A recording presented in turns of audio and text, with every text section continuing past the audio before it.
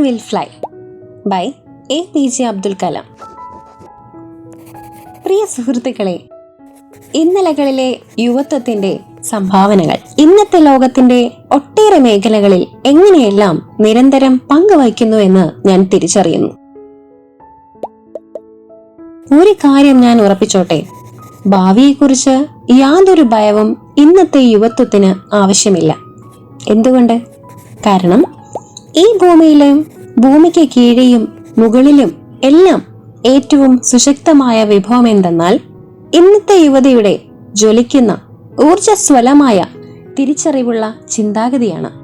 പ്രിയ യുവ സുഹൃത്തുക്കളെ, ചിറകുമായി പിറന്നവനാണ് ഞാൻ എന്ന വിഷയത്തെക്കുറിച്ച് നിങ്ങളോട് സംസാരിക്കാനാണ് ഞാൻ ആഗ്രഹിക്കുന്നത്.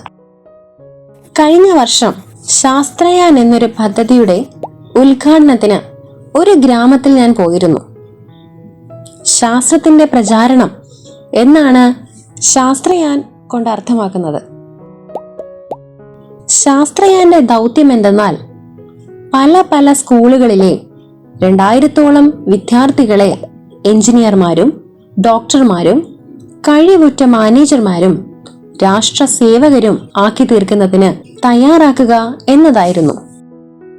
ഈ പ്രവൃത്തി അനന്തരം ആ ഗ്രാമത്തിലെ 2000-ഓളം കുടുംബങ്ങളെ ശാക്തീകരിക്കുകയും ശാസ്ത്രം രാഷ്ട്രത്തെ ശാക്തീകരിക്കുന്നു എന്ന വിഷയമാണ് 5000-ഓളം വിദ്യാർത്ഥികളും അവരുടെ കുടുംബവും ഉൾക്കൊണ്ട ആ ഇടകലർന്ന സദസ്സിനെ അഭിസംബോധന ചെയ്യാൻ ഞാൻ തിരഞ്ഞെടുത്തത്.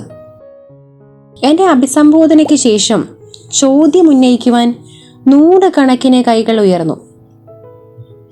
പരിമിതമായ സമയം കാരണം ഞാൻ അവസാന വരിയിൽ നിന്ന് ആദ്യത്തെ വരി വരെ ഉള്ളവരിൽ തോന്നിയ പോലെ 12 പേരെ ചോദ്യം ഉന്നയിക്കാനായി തിരഞ്ഞെടുത്തു.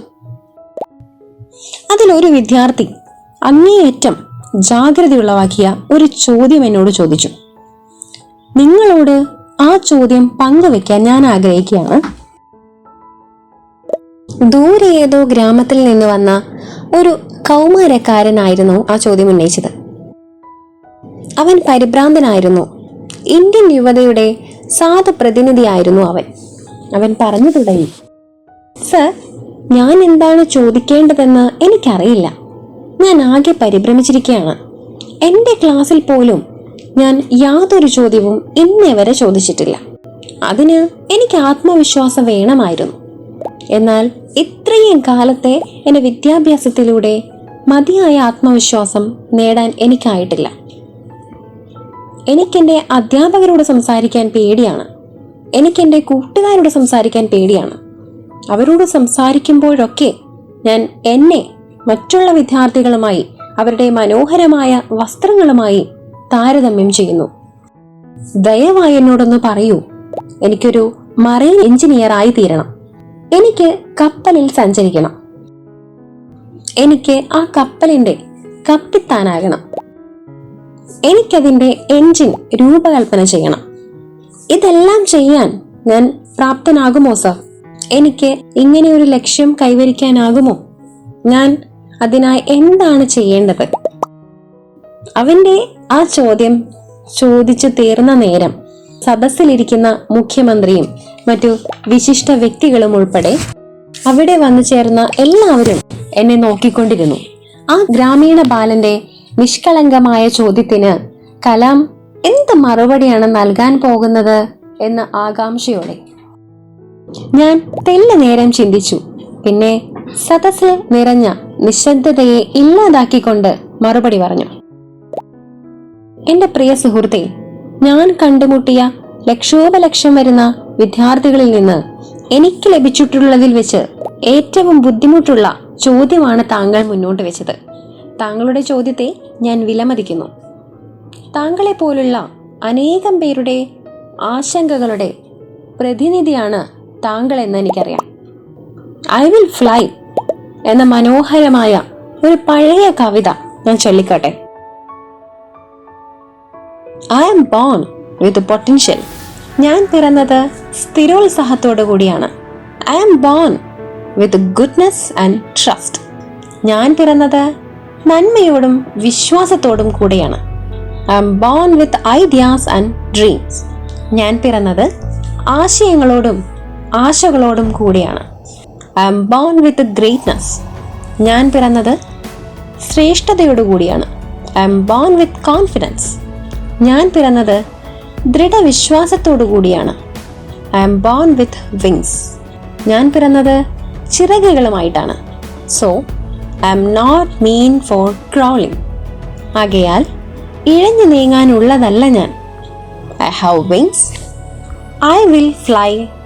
I will fly and fly. എനിക്ക് ചിറകുകളുണ്ട്. ഞാൻ പറക്കും. ഞാൻ പറക്കും. പറന്നിരിക്കും. യുവ സുഹൃത്തുക്കളെ, എങ്ങനെ നിങ്ങൾക്ക് അതുല്യ വ്യക്തിത്വങ്ങളാകാം എന്ന് ഞാൻ നിങ്ങളൊത്ത് ചർച്ച ചെയ്തു കൊള്ളട്ടെ. ഞാൻ കഴിഞ്ഞ 10 വർഷത്തിനകം തന്നെ 15 ദശലക്ഷത്തോളം യുവത്വങ്ങളെ കണ്ടുമുട്ടി. ഞാനതിൽ നിന്ന് മനസ്സിലാക്കി, എല്ലാ ചെറുപ്പക്കാരും ആഗ്രഹിക്കുന്നത് അനുപമ അസാധാരണ വ്യക്തിത്വങ്ങളായി തീരാനാണ്. അതാണ് നിങ്ങൾ. എന്നാൽ നിങ്ങൾക്ക് ചുറ്റുമുള്ള ലോകം രാപ്പകലില്ലാതെ അതിൻ്റെ കഴിവിൻ്റെ പരമാവധി നോക്കുന്നുണ്ട് നിങ്ങളെ വെറും സാധാരണമാക്കി തീർക്കാൻ. പ്രിയ യുവ ചങ്ങാതിമാരെ, നിങ്ങളുടെ എല്ലാം വീട്ടിൽ തന്നെ രക്ഷിതാക്കൾ നിങ്ങളോട് അയൽവക്കത്തെ കുട്ടികളെ പോലെ നല്ല മാർക്ക് നേടാൻ ആരായുന്നു. ഇനി നിങ്ങൾ സ്കൂളിലോട്ട് വരുമ്പോഴാകട്ടെ അധ്യാപകർ നിങ്ങളോട് പറയുന്നു, എന്തുകൊണ്ട് നിങ്ങൾക്ക് ക്ലാസ്സിലെ ആദ്യ 5 റാങ്കുകാരെ പോലെ ആയിക്കൂടാ. നിങ്ങൾ എവിടെയൊക്കെ പോയാലും ആളുകൾ പറയും, നിങ്ങൾ ഇതായി തീരണം, അല്ലെങ്കിൽ ഇന്ന ആളെ പോലെ ആയിത്തീരണം. പ്രിയ യുവ സുഹൃത്തുക്കളെ, ഈ നിമിഷം നിങ്ങളിൽ എത്ര പേർ നിങ്ങൾ ആഗ്രഹിക്കുന്ന പോലെ ഒരു അനുപമ വ്യക്തിത്വങ്ങളായി തീരാൻ ആഗ്രഹിക്കുന്നു? എൻ്റെ പ്രിയ സുഹൃത്തെ, ചങ്ങാതിമാരെ, നിങ്ങളുടെ വെല്ലുവിളി എന്തെന്നാൽ ഒരു മനുഷ്യനും ഒരിക്കലും സങ്കല്പിക്കാനാകാത്ത വിധത്തിലുള്ള കഠിനമായ യുദ്ധത്തിൽ നിങ്ങൾ പോരാടേണ്ടി വരും.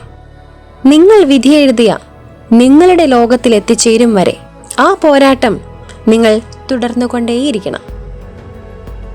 നിങ്ങൾ സ്വയം ആരായി തീരാനാണോ ആഗ്രഹിച്ചത്, ആ അതുല്യമായ മറ്റാർക്കും പകരം വയ്ക്കാനാകാത്ത നിങ്ങൾ, അതാണ് ആ ലക്ഷ്യസ്ഥാനം.